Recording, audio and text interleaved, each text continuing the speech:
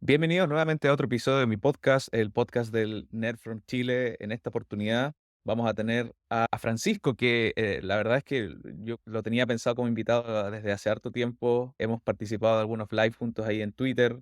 Francisco, que ha estado súper metido en el tema de la inteligencia artificial en estos últimos años. Él ya nos va a contar de todas las iniciativas creativas que tiene un newsletter en Substack, dirige un grupo en WhatsApp también con mucha intensidad de conversación, por lo que he estado viendo.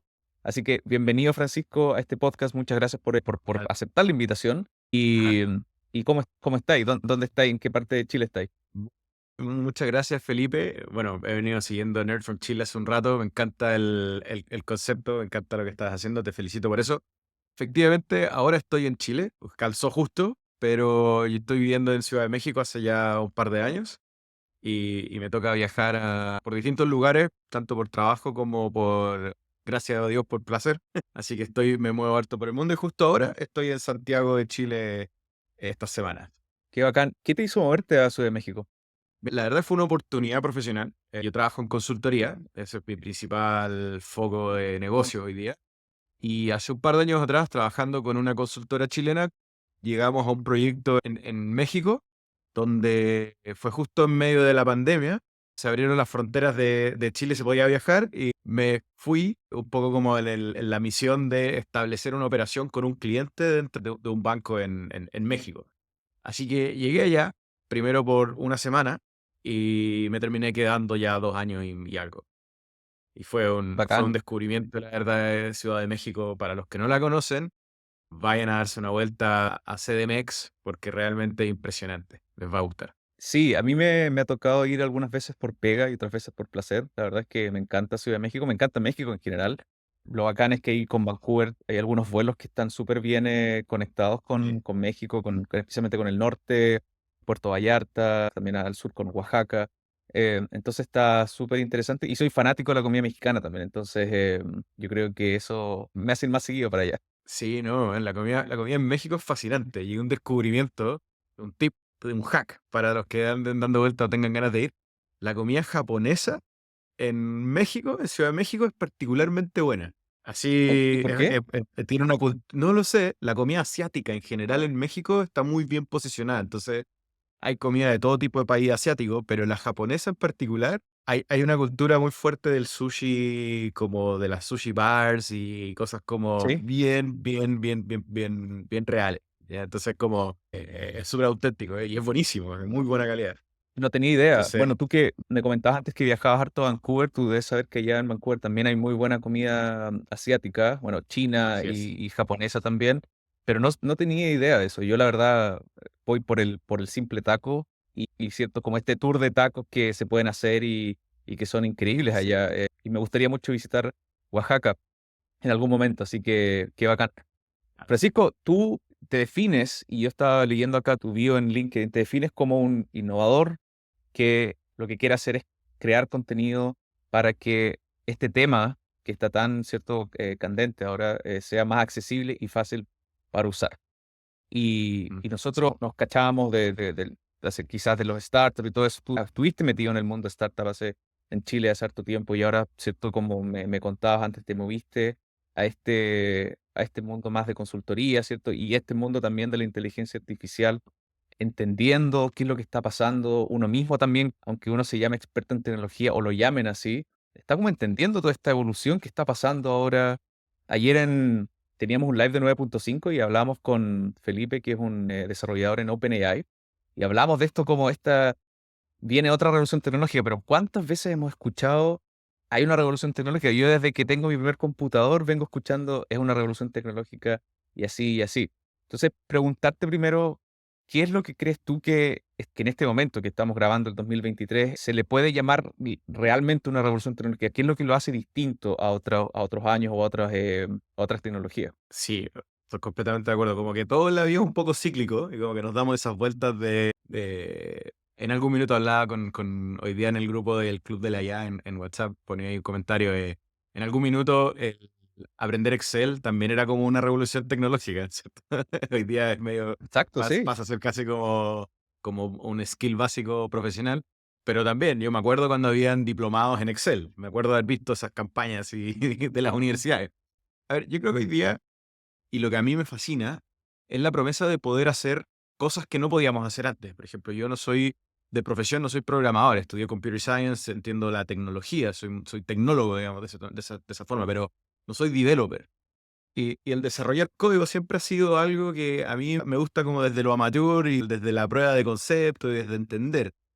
Y mi capacidad de programación en los últimos 6 meses, yo creo que se ha triplicado. Por lo menos, no quiero decir que son 100 veces más, pero por lo menos 3 veces mucho más hands-on de lo que era antes. Ahora tengo un copiloto con el cual yo le hago preguntas, cosas que no entiendo y me va explicando y me va guiando. Y ese valor creo que es como la promesa, por fin se está cumpliendo una promesa de que los computadores nos van a ayudar a hacer más cosas. Yo partí mi carrera profesional con las redes sociales, con la publicidad.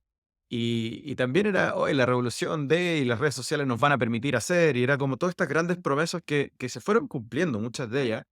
Pero yo creo que esta vuelta en particular, creo que es como tú puedes hacer más. Y ese hacer más es lo que cada uno, de cierta manera, quiere lograr en la vida. No sé, por ejemplo, yo soy un aficionado también de la música. Me encanta la música electrónica, el hip hop, me encantan las bases, la producción musical, me gustan los botones, todas estas maquinitas y cosas. Y hace unos días atrás me puse a jugar con Music Gen de Meta, que es un generador de audio, de música, y ya tengo un pequeño programa que también lo compartí hace unos días, y tengo un pequeño programa que me permite hacer samples, y esos samples después los meto a mis máquinas y hago musiquita, y entonces como que todo esto se vuelve como una bola de nieve de producir y de crear. Y esa creación creo que es fascinante, mucho más potente que lo que he visto en otras olas. Y esta es como, te pones la mente en algo, en un objetivo, y puedes usar AI, y como que te acerca muy rápido a esa visión, o a ese lugar donde tú quieres ir, ¿cierto? No sé, sea desarrollar, hacer música, crear arte, escribir un libro, ¿cierto? Como que eso se transforma a mí me parece fascinante. Claro, cuando hablábamos ayer también con este desarrollador de OpenAI, hablamos de como este proceso en donde ahora parece ser algo impensable, porque también la velocidad con que ha escalado todos estos distintos modelos por ejemplo, ChatGPT, ¿cierto? Han sido muy rápidos. Pero hablamos también de este proceso de cómo al final se vuelve implícito, ¿cierto? Tú lo decías antes con el ejemplo del Excel.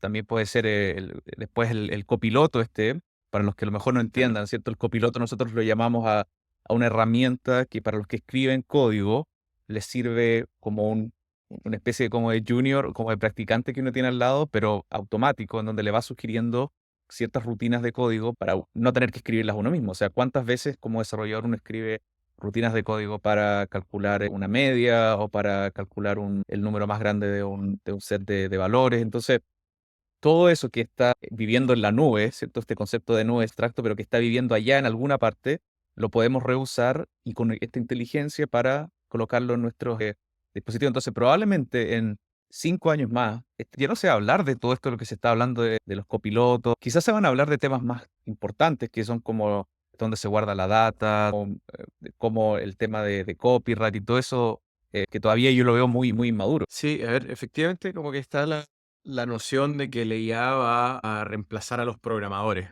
Hay varios, llamémoslos líderes de la industria que dicen, ok, va a haber un salto cuántico, digamos, entre el no sé nada de programación y sé programar, ¿cierto? Va a haber un espacio, se va a cortar esa brecha y va a cambiar mucho el trabajo que hace un developer. Yo creo que ahí va a haber un impacto muy profundo. Va a pasar en muchas industrias y efectivamente, en los próximos años van a haber commodities, como por ejemplo escribir ciertas rutinas de código que tú dices, como que bien dices. Ya pasa hoy día con las recetas y con los snippets y como si tú vayas a Stack Overflow, te encontrás un poco con la respuesta y la solución. Y eso es súper interesante cómo ha evolucionado, ha evolucionado la tecnología también. Al principio, para poder programar, tú tenías que leer casi que el manual en ceros y uno para poder entender cómo funcionaba el código de máquina para hacer funcionar un computador. Y hoy día estamos en un espacio donde por voz tú le puedes decir a la AI en tu teléfono, escríbeme la función para, y te va a generar ese código en lenguaje natural. Entonces, yo me acuerdo cuando partí estudiando computación en el colegio, por suerte tuve clases de computación bien avanzadas. Partí en segundo medio con temas bien profundos de tecnología. Y me acuerdo de la promesa del natural language. Y a mí eso me fascinaba. Era como, wow, en algún minuto le voy a poder hablar a esta cosa y va a hacer cosas por mí y me va a entender sin tener que yo hacer todo un proceso que a mí las matemáticas no es mi fuerte y lo veía y era difícil, me costaba. ¿Ya? Yo soy mucho más del lado del diseño, del arte, me gustan esas cosas. Soy bueno para eso, ¿viste? Pero me fascina lo otro. Entonces, esto junta y todo el punto es como que hoy día, gracias a estas tecnologías, yo me siento mucho más capacitado para hacer cosas que antes no podía. Y creo que el valor de la tecnología no está en la tecnología, está en cómo las personas le sacan partido a la tecnología. Ese es el valor. Personas sobre lo técnico. Y, de nuevo, la IA hoy día está dando ese espacio para, no sé, alguien que quiere escribir un libro, toma un chat GPT, se pone a escribir, a tener una conversación y puede escribir un libro, ¿cierto? Solucionando ese problema de la escritura que es la hoja en blanco. Y llévalo a cualquier Claro, tarea. como una especie de boost, ¿cierto? De ayuda. O sea, yo, por ejemplo, cuando justamente ahora para prepararme para los podcasts, le escribo a ChatGPT y le digo, dame 10 preguntas controversiales o difíciles de responder para tal persona. En este caso, Claro. experto en AI o puede ser ¿cierto? Un senior developer, pero tiene esa capacidad como de inspirarte. Lo que también hablábamos ayer me parecía chistoso era como este sentido de autoridad que tiene ChatGPT, ¿cierto? No es una respuesta media cándida o a lo mejor con un poco más de entendimiento, sino que es como bien autoritario y algunas veces puede llevarte a respuestas bien curiosas también. Entonces, es curioso saber por qué también tiene esa personalidad. O sea, bueno, hay un tema ahí como que lo tocaste, es que tiene que ver con la autoridad y la confianza, que tiene que ver con cuando alguien habla con seguridad. ¿Ya? Es como, el otro día escuchaba a Nicolás Millán, que es un fundador de una startup también de inteligencia artificial, y comentaba, él decía, ¿por qué uno confía en un doctor y el doctor se equivoca más veces estadísticamente que lo que uno confía en una IA que te da un diagnóstico médico, que la IA tiende a equivocarse menos veces estadísticamente? Pero uno como que escucha al doctor y dice, oh, el doctor tiene razón, pero uno le mira a la IA y dice, no, eso tiene que estar malo. Entonces, y por eso mismo yo creo que la IA se creó, los ChatGPT se crearon con ese tono autoritario un poco para poder jugar a la dinámica humana. Y yo lo he leído varias veces en lo que habla Sam Altman y otros creadores de OpenAI, y dicen, la IA emula, ¿cierto? La personalidad humana. Entonces, cuando tú le haces una pregunta que viene con una, llamémosla connotación o con un subtexto de autoridad, que tú estás buscando una respuesta, el IA te va a responder con esa autoridad humana, porque está emulando el comportamiento de las personas, no porque la IA sea autoritaria, sino que emula cómo el humano respondería a una pregunta de ese tipo. Yo creo que si tú le haces la pregunta, llamémoslo con un tono, no sé cómo ponerlo de otra manera, pero con un tono medio poco concreto, probablemente el IA también te puede responder con algo como medio ambiguo. Pero la IA emula. ¿Sabes dónde Ajá. lo veo? Lo veo, no sé si cacháis esto en Twitter, que tú puedes como llamar al AI para que responda a ciertos threads. El tono que usa de respuesta es el tono del tweet inicial, Exacto. ¿cierto? Entonces, Exacto. si es sarcástico, va a responder sarcástico. Si es como dices tú, ambiguo, y ahí va, se va a ir ajustando dependiendo de eso. Pero súper interesante lo que dices, eso de emular el comportamiento humano. O sea, es como que somos así, pero no queremos quizás aceptar que está esa parte psicológica rondando todo el rato. Así es. Yo he visto casos donde hablando con ChatGPT, tú le haces preguntas de temas que son medio complicados y trata de darse la vuelta y no es concreto o alucina, es cierto, el tema de las alucinaciones y de inventar cosas con seguridad. Al final, eso es lo mismo cuando tú salías a hablar con los amigos y alguien te dice con seguridad un tema que es una tontera y es como, y parece ser realista, pero si después haces doble clic, estáis diciendo, estáis mintiendo, compadre, me estáis diciendo una estupidez. Y eso pasa en las conversaciones con los amigos, ¿cierto? Uno dice, oye, que Claro. sonaba bien lo que dijiste, pero era una tontera, ¿cierto? Sí. Claro, claro, bueno, es como el chiste que cuenta Coco Legrand, el tema de usar el delantal blanco y el gorro y el palo, como que te da Sí. sentir autoridad. Está Eso muy está interesante comprobado, eso. eso hay estudios. Hay estudios que demuestran Claro, eso, está más que estudiado. claro. Yo te he visto, bueno, súper, cierto, metido en todo este tema, especialmente en los canales de WhatsApp. Tienes un canal de YouTube también, entiendo. Tú me decías en las respuestas del formulario este tema de crear contenido, ¿cierto? Que yo lo he tocado varias veces en el podcast. Esto de esta rutina, el hábito, bueno, la misma motivación de estar constantemente creando contenido. ¿Cómo manejáis tú eso Yo creo que, bueno, el canal de WhatsApp es un poco más orgánico porque tienes a gente ahí y estáis como todo el rato ahí. Puta, si tú no estás ahí, va a haber otras personas. Pero el tema del Substack y el tema de YouTube, y eres totalmente tú. ¿Y cómo te mantienes motivado? ¿Cuál es como un poco la rutina y que tienes para crear? Mira, es complejo el manejar el tiempo. Creo que ese es como el Mm, factor más pesado, porque al final si uno arma las rutinas y genera los hábitos, agarras ritmo y vuelo. Ya eso me pasó en algunos minutos, pero a pronto que uno tiene más trabajo o cambias la rutina o te movís de un lugar a otro, se hace más complejo, más pesado crear contenido. Ya, eso como creo que tiene que ver con mantener hábitos. Y partí la exploración del contenido, toda mi carrera profesional la he basado en generar contenido, me gusta y lo hago porque es una forma para que yo aprender, más que cualquier otra cosa, es de una manera en la cual yo aprendo. Y ese proceso lo he tratado de sistematizar varias veces. He hecho el ejercicio de escribir mi newsletter durante, creo que ya llevo por lo menos unos 10 años escribiendo mi newsletter. Si veo para atrás, los primeros mails que mandé deben haber sido del tal vez 2012 por ahí. Por ahí fueron mis primeros newsletters. Y he tenido altos y bajos, momentos donde escribo mucho y después se me olvida durante meses y después vuelvo y después bajo. Y el año pasado, antes de ChatGPT, dije ya, quiero retomar esto. Lo había dejado de lado, llevaba mucho tiempo sin escribir. Dije, ok, voy a tomarlo como un trabajo. Voy a profesionalizar el proceso y voy a dejar de hacerlo como algo que hago por el lado como cuando me acuerdo. ¿Eh? Y armé un plan, armé una estrategia y empecé a tratar a seguirlo de a poco. Y partí con LinkedIn, escribiendo de vuelta, como retomando mis publicaciones en LinkedIn. Justo salió GDP, como que apareció un contenido entretenido, nuevo, que había que aprender. Y dije, bueno, empecé como a migrar hacia allá, de manera orgánica. Y de repente, finales del año 2000, del año pasado, esto como que había agarrado demasiado bueno y fue como, chuta, estoy aquí de los primeros, ya tengo un proceso, tengo que mantenerlo. Y creo que estuve la primera mitad de este año poniéndole mucho foco a la generación de contenido. Pero de nuevo, llegó ahora agosto y se me está haciendo mucho más pesado el mantenerlo. Por ejemplo, a mí lo que me pasa es que algunas veces me cuesta encontrar los temas. O sea, tú tienes el Sí. tema de la IA y yo tengo, pero los temas como de qué hablo específicamente. Y lo otro que me cuesta a mí también es mantener el foco al no distraerme. Yo estoy suscrito a newsletter de cómo hacer contenido. Entonces, no Sí. distraerme con sugerencias que tienen otros creadores de contenido sobre hábitos, sobre rutina y todo eso. Eso me cuesta mucho. A ver, yo creo que el contenido es un reflejo o cómo uno hace el contenido es el reflejo de un proceso personal. Yo lo Exacto. veo muy cercano al proceso artístico casi. Ya, como que tú miras, no sé, cómo hacía arte Warhol es muy distinto a cómo lo hacía Picasso, cómo escribía Mm. Hemingway es muy distinto a cómo escribe Isabel Allende. Todos tienen su propio proceso creativo. Y creo que uno tiene que encontrar ese proceso creativo.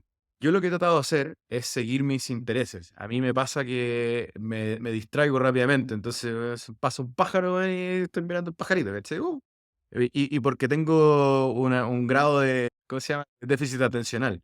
Entonces, con Distracción. los temas me pasa eso. Entonces salto de un tema a otro y me gusta, no sé qué, pero trato de buscar un hilo conductor. Y ese hilo conductor hoy día y por eso mi Substack que se llama La Supermente, que la bajada es cómo con la IA el humano es más, ¿ya? Es un poco la búsqueda, la introspección, digamos, que tiene que ver con cómo con la inteligencia artificial yo puedo lograr más. Y no habla de mi capacidad, sino que habla de cómo todos podemos hacer uso de la IA para lograr más de lo que queremos hacer. Y bajo ese hilo conductor, yo sigo los temas que me interesan. No sé, ahora te comentaba el tema de la música, es algo que en este minuto como por alguna cosa, por alguna razón, en este minuto de mi vida estoy muy, muy enfocado en música porque me da, no sé, será porque agosto, quién sabe. Foco en la música, entonces ahora estoy tratando de irme por el contenido para hablar un poco de qué está pasando en la IA con la música, cómo puedo hacer música. Y eso tiene que ver con mi interés personal. Ahora, voy a mi interés personal porque eso lo hace entretenido para mí. Lo hace entretenido para mí producir contenido. Si me obligáis a hacer contenido de, no sé, te voy a inventar, cómo pintar con Midjourney, te voy a decir, "Bueno, ya lo hice mucho, ya como que no es tan fan y me da media lata hacerlo y no lo voy a hacer y Claro. va a quedar botado". Entonces voy siguiendo más lo que me interesa a mí que lo que creo que mi audiencia quiere escuchar. Entonces mi Mm, postura hoy día es como, si te gusta, bacán, genial, dale like, comparte, pero si no te gusta, no me voy a preocupar mucho, ¿cachai? No me quita el sueño. claro. ¿Por qué? Porque quiero que sea entretenido para mí producirlo. Hay un poco, nos parecemos porque, claro, o sea, el principal fuego del contenido es la curiosidad, es las ganas de, ¿cierto?, de aprender más. Y de consecuencia de eso, podemos tener a gente que nos lea y que nos siga y que pueda compartir o incluso algunas veces colaborar con nosotros. Cuando te comentaba eso de los temas de sobreescribir, ahí tú tienes un asset súper importante que es este canal de WhatsApp, porque yo te decía, tú aquí tienes un canal que está constantemente gente hablando. Te quería preguntar como, me imagino que tú ahí te puedes basar en muchas cosas que le están pasando a la gente actualmente con el AI, no solamente del Sí. punto de vista de aprender, como, oye, ¿cómo se hace esto en Midjourney? ¿Cómo se hace esto en Music Gen? Sino que, oye, ¿sabes qué? En la pega hoy día me pasó esto. Sugerí AI y no sé, me mandaron a la cresta me mataron el plan. O, ¿sabes qué? Usé Copilot y me rechazaron el PR con el código en el equipo, no sé. Entonces, la pregunta es, ¿qué cosas has detectado tú de esta comunidad que tú tienes que tienen que ver con la adopción de la AI en el trabajo o en la vida de la gente? De partida, el Club de la IA tiene varias gracias. No, uno, no soy yo solo. Somos 7 personas que estamos detrás de esto. Hay experiencias muy técnicas como son las de Daniel Ávila o Daniela Tick, que están muy metidos en el core del código, se maneja mucho la parte de programación. Después está Alec Dickerson y Hussam Sufan, que también están muy metidos en la parte de negocio, de product market fit, growth, y Alan Melnick y Rodrigo Rojo, que también están muy metidos en los temas de marketing. Entonces, hay como varias visiones donde en conjunto hemos ido construyendo un poco con nuestros intereses y con un poco una visión conjunta de armar un espacio medio agnóstico que nos sirva para conocer, conectar, aprender, y que efectivamente ha llamado mucho la atención en las personas. Entonces ya la comunidad tiene más de 800 participantes, donde tenemos gente de representantes de Amazon, de Microsoft, de Google, y entre todos como que vamos colaborando y se ha armado un espacio muy bueno donde, tú lo decías al principio, yo personalmente no tengo que hacerme cargo de que la comunidad esté activa, somos varios. Y hay mucha gente, y esto viene de las teorías de la teoría de las comunidades, ¿cierto? El 1% de la comunidad participa, genera, el 9% como que está ahí comentando y hay un 90% que está mirando, como observando. El fenómeno de Wikipedia y todas las redes sociales más o menos siguen esa misma tendencia. Y yo creo que la parte más compleja fue generar ritmo, ¿ya? Donde hay conversación continua. Y esa conversación se divide, yo creo que en dos grandes focos. Uno es gente queriendo aprender y gente queriendo mostrar. ¿Ya? Oye, miren, hice esto. Quieren compartir. Y creo que esa sinergia de quiero compartir con quiero preguntar, como que se fusiona muy bien, o llamémoslo tipo marketplace, de necesidad demanda y oferta, donde está un poco esa sinergia. Algo que yo no he visto en otras comunidades, donde yo participo en varios grupos de WhatsApp y otro tipo de comunidades, donde son medias como de conversación o de así como conversación al aire genérica sin mucho foco, o comunidades donde son inactivas hasta que alguien hace una pregunta y llega una respuesta y hay un comentario, pero no tienen actividad. Acá en el club de Telegram, en la comunidad de WhatsApp particularmente, hay mucha conversación. Y en Discord tenemos conversaciones un poco más pequeñas y se están comenzando a armar grupos de trabajo y eso también está súper interesante. Y una de las cosas que más rescato, como donde efectivamente empiezan a aparecer estas preguntas, eh, es que hay mucha gente que está, digamos, en el mismo track. Es decir, cosas como, hay varios que están construyendo startups que son chatbots o AI assistants de algún sabor o formato, y todos un poco comparten su aprendizaje y su conocimiento y se van nivelando en conjunto. Hay otro grupo de gente que está metida en temas de marketing, entonces van preguntando, ¿cómo puedo hacer? Y otros empiezan a decir, mira, yo solucioné esto de esa manera. Entonces hay varias líneas de conversación que tienen que ver con estos varios modos de interés y que va todo el mundo como aportando en la conversación. Pues yo creo que parte de la base de que, si bien hay algunos que podemos decir, son expertos en o conocen más de, todos parten de la base de: "Oye, yo no sé nada, esto es 100% nuevo, estamos todos aprendiendo y no hay preguntas tontas, sino que el tonto que no quiso preguntar". ¿Ya? Claro, Y yo creo que claro. ese mode de estamos todos aquí para aprender, creo que es súper potente. ¿Qué cosas, por ejemplo, tú mencionas el tema del marketing, qué cosas, por ejemplo, se pregunta respecto a eso? cómo generar contenido optimizado para cierto público. No sé si me puedes dar algunos ejemplos. Sí, mira, hay muchas preguntas de herramientas para solucionar procesos. Ya, cosas como, por ejemplo, el más clásico es como, ¿cómo hago una presentación con AI? ¿Cómo hago un PowerPoint con AI? Me quiero sacar el problema de hacer un PowerPoint, ¿cómo le digo a una AI Claro, que lo haga? claro, Esa es una pregunta claro. recurrente. Después hay cosas como, por ejemplo, preguntas sobre la propiedad y la autoría del contenido. ¿Qué pasa si uso una imagen para una campaña? ¿Qué pasa si uso un video para una pieza publicitaria? ¿Qué pasa si escribo un artículo y ese artículo sale en el diario? Ya, ese tipo de preguntas de quién es el dueño de esto también son recurrentes. Que tienen que ver también con la poca claridad que hay detrás de la propiedad Exacto. intelectual, ¿cierto? Va por ahí. Entonces esa es una pregunta también recurrente. Y creo que la otra línea de preguntas es cómo hago algo específico con la IA, ¿no? ¿Cómo puedo poner un texto autogenerado cuando uso Midjourney? ¿Cómo puedo, o sea, usar ChatGPT para que me haga un análisis del SEO de mi sitio? ¿Ya? Ese tipo de preguntas como casi como ¿cuál es el Son prompt? hace 2 semanas atrás, me acuerdo que me encontré con un newsletter donde me sugería un prompt. El prompt lo que hacía era crearte un calendario, y a lo mejor te lo puedo compartir, porque era un calendario de contenido por 90 días o 90 veces que quieras escribir sobre algún tema. Entonces, el prompt consideraba el público objetivo, el dolor, el objetivo para el cual quería llegar esa audiencia. Entonces, después el ChatGPT te generaba, no sé, un how-to poniendo en tu caso, no sé, un how to de cómo hacer una canción con Music Gen. Después, cómo un contenido tipo Why, cómo el compositor tanto usó Music Gen para lanzar su álbum. Y después a ver cuál es, Why, How, y hay uno más, no me acuerdo cuál era, pero te generaba un tema y después los 3 tipos de contenido, y así lo hacía 29 veces más para generar en total 190. Entonces, como dices tú, hay mucho del prompt acá. Probablemente se puede hacer, pero trabajar el prompt es algo que todavía o ya están apareciendo estos ingenieros de prompt. Y ya que tocaste el tema del copyright, yo te quería preguntar, tú que estás metido en este tema de la música, ¿qué pensáis sobre eso del copyright y la música? Yo parto de la base de que todo es un remix. No sé si has visto El ese documental, sí. todo es un remix. Entonces, gran parte de lo que los creadores crean viene basado en lo que vieron en algún lado. Nadie inventa la rueda a esta altura de la vida, es muy raro. Entonces, ¿hasta qué punto una referencia se transforma en una copia? ¿Ya?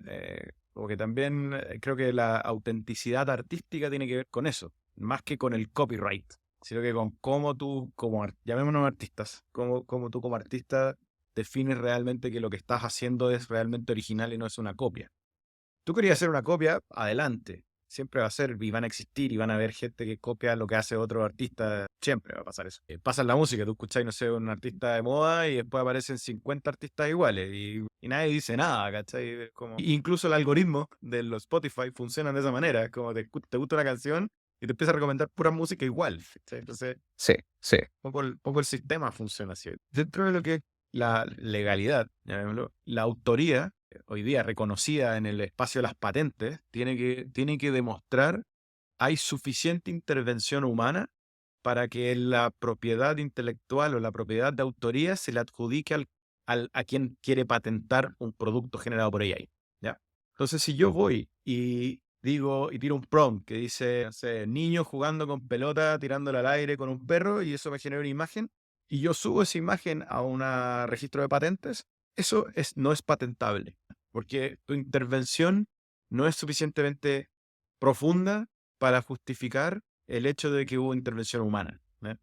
Pero si uso esa imagen y la retoco y la imprimo y después la sobrecalco y después la pinto con témpera, no Como sé el, qué, el ya, postproceso de la imagen. Ujú.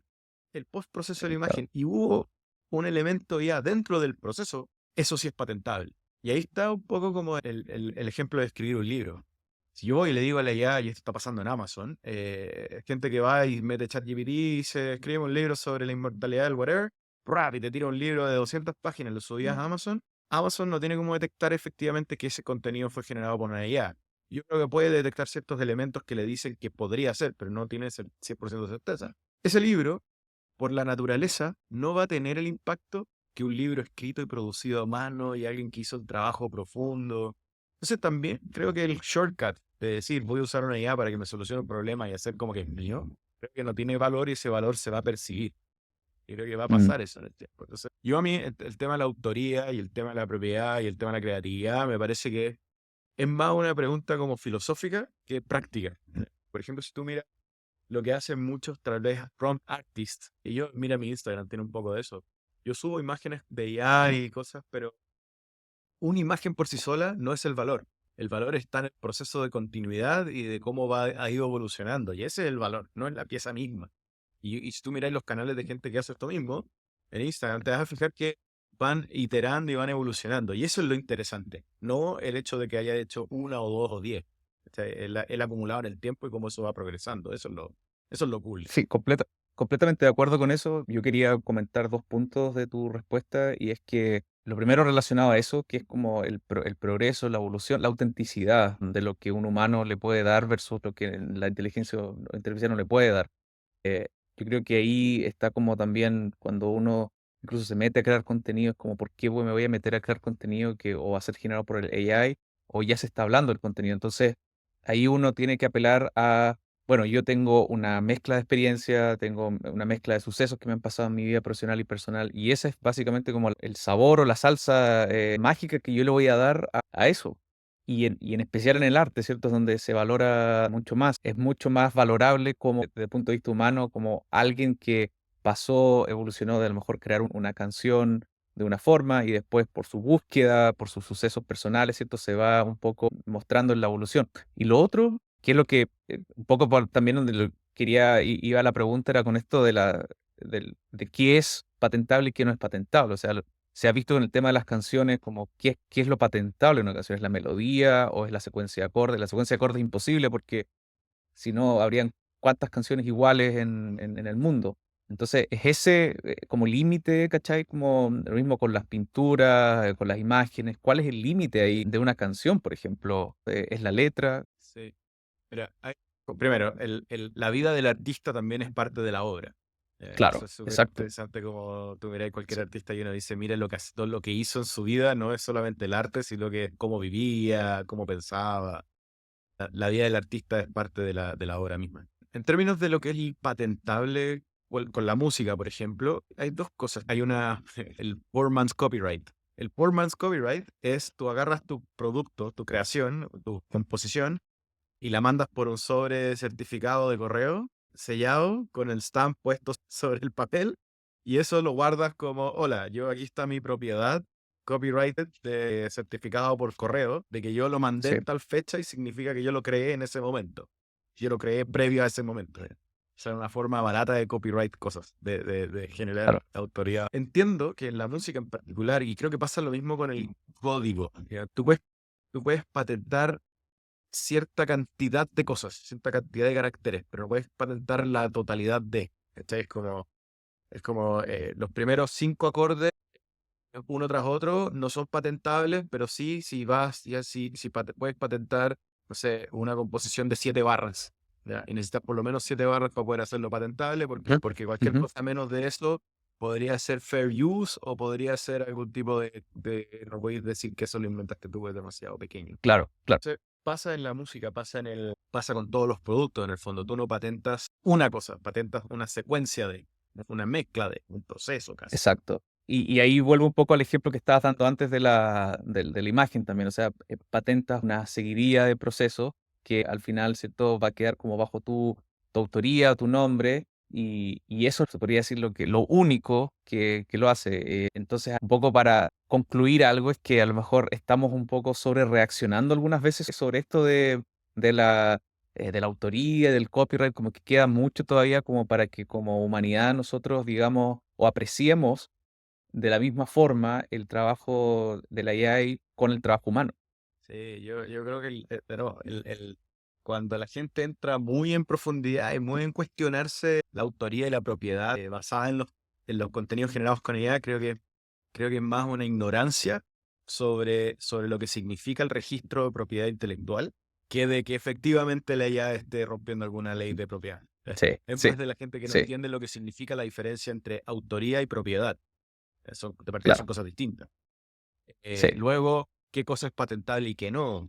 Después, qué significa realmente ser el autor de algo, hasta dónde esa autoría es propiedad 100% tuya y no es un clon de otra cosa mezclada con otra. ¿Cachai? Entonces, sin desmerecer la pregunta, creo que hay un alto nivel de ignorancia detrás de ella. Totalmente, totalmente. Tú, cuando hablabas de esta bajada que tiene tu newsletter, que es como Supermente, ¿cierto?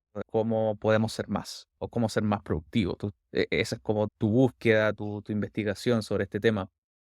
Y se habla mucho de eso, de cómo uno puede ser más, de a lo mejor me puedo convertir en músico de un día para otro. Quiero escribir una canción con el estilo de tal banda y electrónico o ranchero, no sé, cualquier cosa.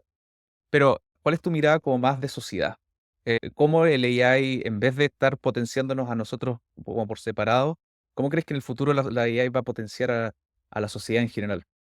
Mira, me gusta mucho lo que piensa Yuval Harari, que habla que el AI ha hackeado nuestra fábrica, el tejido social. Me Mm, parece un análisis bien interesante decir, ok, si esto es capaz de crear, comportarse y parecer humano, chuta, ¿qué deja para nosotros? ¿Cierto? ¿Dónde estamos nosotros en esa ecuación? Esa es una pregunta que creo que nos tenemos que hacer hoy día. ¿Hacia dónde queremos llevar esto? Creo que todavía estamos en un espacio donde no está claro ese norte.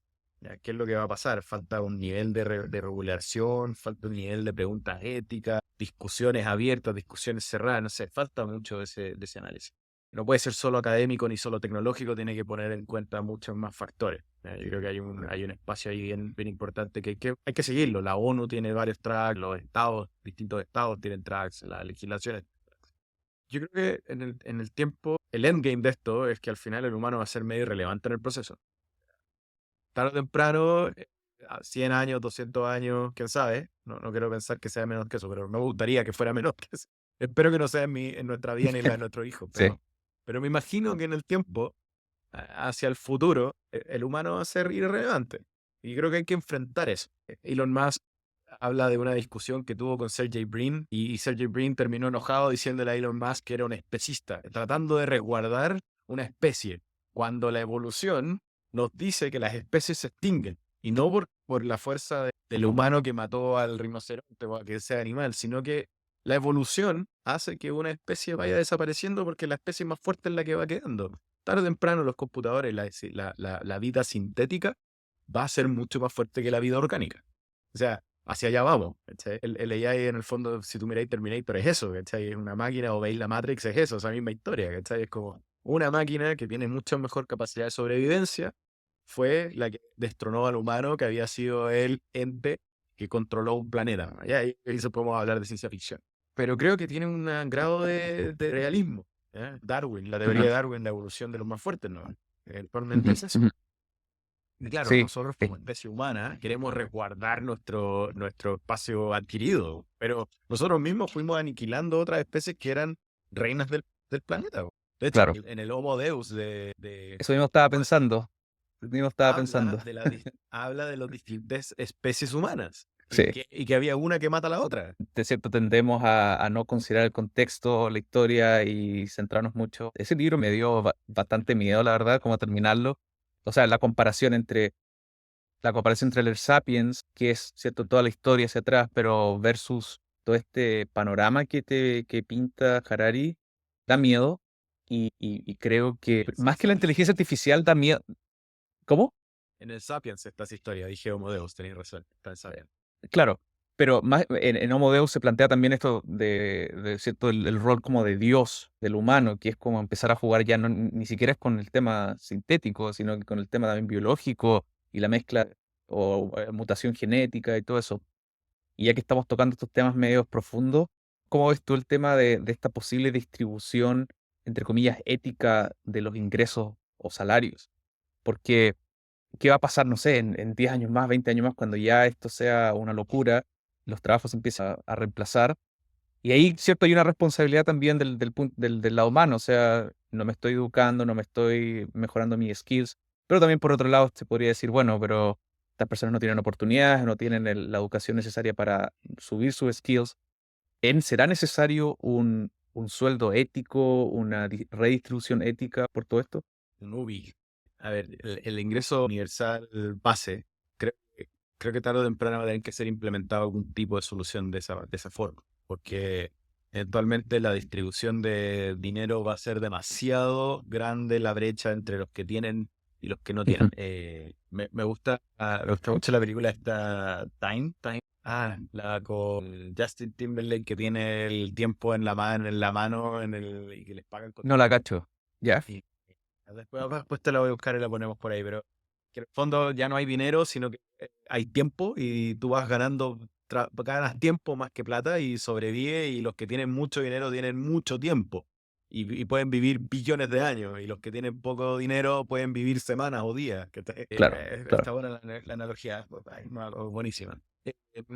Creo que eventualmente vamos a necesitar algún tipo de base salarial, por lo menos hasta que hayan ciertos mínimos comunes, como por ejemplo, todo el mundo tiene un hogar digno, forma, todos tienen acceso a comida o todos tienen acceso a la pirámide, a la base de la pirámide de Maslow, ¿cierto? Las bases para Sí, vivir. Hoy día ya estamos un poco ahí. Creo que la necesidad de la gran parte de la mayoría de la población del planeta no necesita, ya tiene eso cubierto. ¿Ya? Ahora, podemos discutir lo que significa ético, digno y de calidad. ¿Ya? Esa es otra conversación. Pero en el fondo, sí, de cierta manera, está asegurado que un niño que nace hoy día en el mundo va a tener comida, techo y baño. Eso es como las tres cosas. No todos, pero una gran parte. El problema está en que se empieza a separar esa brecha, se empieza a agrandar y pasó ya en la revolución industrial. Entonces tampoco es la primera vez que vemos y pasó de nuevo. Harari y Yuval habla de que esto pasó también en la revolución agrícola, ¿cierto? Los que podían plantar versus los que no. Los que no podían sí, claro. plantar se terminaron muriendo, los que pudieron hacer asentamientos sobrevivieron, crearon sociedades y comunidades y evolucionaron. Luego estuvo la revolución industrial. Los que podían trabajar en las fábricas salieron de los campos se volvieron pobres, las fábricas se volvieron ricas, los que trabajaban en las pirámides organizacionales dentro de las fábricas, los que estaban más arriba tenían mejores ingresos, mejores calidades de vida, los que estaban más abajo terminaban muriendo aplastados por una grúa, no sé, se caían de los edificios, se morían. Y eventualmente el dueño de la fábrica, era el millonario, pero el dueño del fierro era el billonario. Pues, y ahí aparece Carnegie Mellon y aparecen varios más de estos grandes Ajá. millonarios de los años 20, de los años 30, que eran los dueños del fierro, po, ¿cachai? No eran los dueños de las fábricas. Tenían muchas fábricas, pero eran dueños del fierro, que era la base para la construcción de un auto, de algo. Y eventualmente eso también hizo que mucha gente que tenía skills de granja quedaron subcapacitados para poder entrar a las Exacto. fábricas y quedan subcapacitados para ser managers de la fábrica y quedan subcapacitados para ser el dueño de la fábrica. Entonces, hay una diferencia ahí de skilling y de crecimiento, de conocimiento necesario para poder ser útil en las distintas modalidades sociales o económicas sociales. Y hoy día yo creo que estamos pasando en esa curva donde quizás es media progresiva porque venimos de esta revolución industrial donde gran parte de la economía se basa en dos cosas, en la productiva, que es la fabricación, industria pesada, y la económica tecnológica, que se basa en cosas tan banales como mandar un mail. Todos los que son economistas, que trabajan, ¿no?, en la bolsa, que hacen inversiones, ese es Ujú. un skill que hace 10 años atrás, o hace 20 o hace 50 años no existía. Entonces, una persona hace 50 años atrás que era buena para las matemáticas tenía poco espacio en la sociedad productiva. ¿Por qué? Porque se necesitaba gente que tuviera la capacidad de mover una polea, ¿no?, para poder subir un fierro hacia un techo para construir un edificio. Y hoy Claro. día la sociedad va a migrar a otro tipo de skills necesarios para poder construir la sociedad del futuro. Entonces, eventualmente, los que sabemos de tecnología, de computadores, de programación, de otro tipo de tecnologías que hace 10 años, 100 años atrás eran irrelevantes y innecesarias, para el futuro van a ser importantes y necesarias. Y significa que todas las generaciones que vienen hacia atrás van a aprender esos skills del futuro y las generaciones que van a ir desapareciendo, los más viejos, eventualmente nosotros vamos a ser menos irrelevantes porque vamos a tener menos skill set para la sociedad que viene. Y tiene que ver también con el recambio generacional y con el recambio un poco de la sociedad. Yo creo que miramos el futuro con los ojos de hoy día como miramos el pasado con los ojos de hoy día. Y eso creo que no Exacto. es tan real. ¿Ya? Entonces, cuando tú decís, yo he visto conversaciones en grupos de WhatsApp donde estoy con gente que es mayor a mí, no sé, hablando 50, 60 años, y hablan cosas como, no, el metaverso es una tontera, eso no va a servir. Pero después miráis para el otro lado, cabros de 6 7 8 10 12 años que están metidos Están jugando metidos jugando Fortnite Roblox. así, y tienen amigos y, Mm. sí, y tienen familia y tales, ¿cachai? Y gastan dinero Y gastan no, dinero. Entonces, claro, yo miro, tengo, no sé, si yo tengo 41 años, entonces si yo miro el futuro con mis ojos de hoy día, probablemente voy a tener una visión equivocada. ¿Cachai? Pero si miro el futuro con los ojos de un niño de 7, 8, 12 años, probablemente lo que viene hacia adelante se parezca más a lo que ese niño tiene en la cabeza de lo que yo tengo en la cabeza. Buena, Porque obviamente va a ser lo buena. que va a vivir en el futuro, yo no, po. Sí, buenísimo. Quería agradecerte porque pensé que como tienes harta experiencia, la conversación iba a tender a ser como más oscura, pero me quedé con una sensación de optimismo. Eso es como lo que te quería decir. Te quería agradecer por eso porque la discusión ha sido súper entretenida y creo que realista, como para no sobre exagerar ni pintar un panorama que no va a ser. Hay una pregunta que yo siempre le hago a los invitados acá, que es, ¿con quién te tomarías un café o una cerveza, persona viva o muerta? ¿Con quién te tomarías tú una cerveza y un café, Francisco? Me encantaría, así como bolita mágica y teórica, me encantaría Viaje en conversar viaje en el con, tiempo también. sí, viaje en el tiempo, me encantaría conversar, y más que conversar yo, escuchar a Steve Jobs, como en persona, como, y obviamente si tengo la oportunidad, es genial, pero como que creo, encuentro fascinante su visión del diseño, no tanto porque no tanto por ser él mismo, sino que me encanta que me imagino que es parte de una historia media mitológica del personaje, su ficción con la tipografía, más que con otra cosa. Uno de los grandes valores como donde el Mac destacaba era el uso tipográfico. Si no se te acordáis de esa presentación del MacBook 2, del Mac, perdón, del iMac 2, que era el Hello, Sí, sí, esa sí. Como en el tipografía, el 2000 o por graffiti, la final de los 90. Ujú. al final de los 90, que era ese, yo creo que haber sido mediados de los 90, que era Ujú. el Macintosh 2, esa cajita y decía Hello, y el Mac Sí, hablaba, esa gráfica siempre me quedo dando vuelta y me encuentro fascinante. Y pues en el libro de Steve Jobs habla mucho de su fijación con el diseño, de la importancia del diseño como el pegamento entre la tecnología y la persona. Y esa conversación, creo que, y ese foco se le da poco al impacto que tuvo Mac, tuvo Apple y que tuvo Steve Jobs en la sociedad hoy día.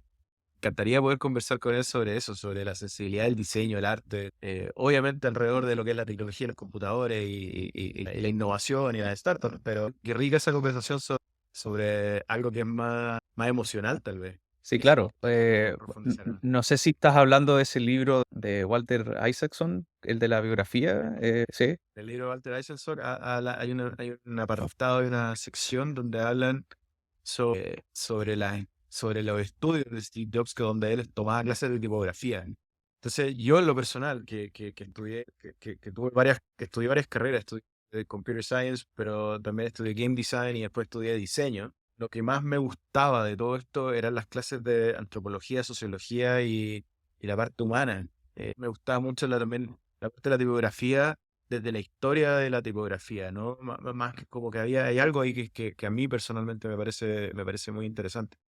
Y me siento como muy cercano a esta visión de Steve Jobs en esa lógica, como, hey, no es solo el computador, no es solo la tecnología, sino que el diseño, la sensibilidad, la creatividad. Y creo que esas cosas, Claro. como que en el mundo de la tecnología, quedan muy en lejos, ¿cachai? Se habla muy mal del diseñador, que se ningunea mucho al diseñador, pero tiene un impacto súper importante en cómo interactúa con los sistemas. Bueno, justamente me acordaba de esa parte porque del libro, porque el libro o hay, no solo es el arte o esta fijación por la fuente, sino que la tipografía, sino que también con el tema espiritual, de cómo él, cierto, de hecho deja la universidad y se enfoca en este tema de la obsesión de crear la tecnología, los computadores, y cómo mezcla todo, su vida, sus pensamientos en eso. Entonces, ese libro es súper, súper recomendable para el que quiera bueno, Walter Isaacson ha escrito muchísimas biografías y está la de Da Vinci también, que también es otro genio, no sé si comparable con Steve Jobs, pero es otro libro que él tiene también súper meticuloso, súper detallista y también una recomendación. Francisco, yo de verdad te quería agradecer, muchas gracias por esta entretenida conversación y por darme la oportunidad de conocerte un poco más, de saber cierto, lo que piensas y tus opiniones. Y eso, vamos a dejar los links de la comunidad en WhatsApp, del canal en YouTube y de tu newsletter Supermente para que aquí se puedan suscribir. Y eso, muchas gracias. No, a ti, Felipe, estuvo muy buena la conversación contigo, entretenida las preguntas y para todos los que están escuchando, gracias por por estar aquí también. Bacán, nos vemos, que te vaya bien. Chao. Gracias. Chao, Felipe.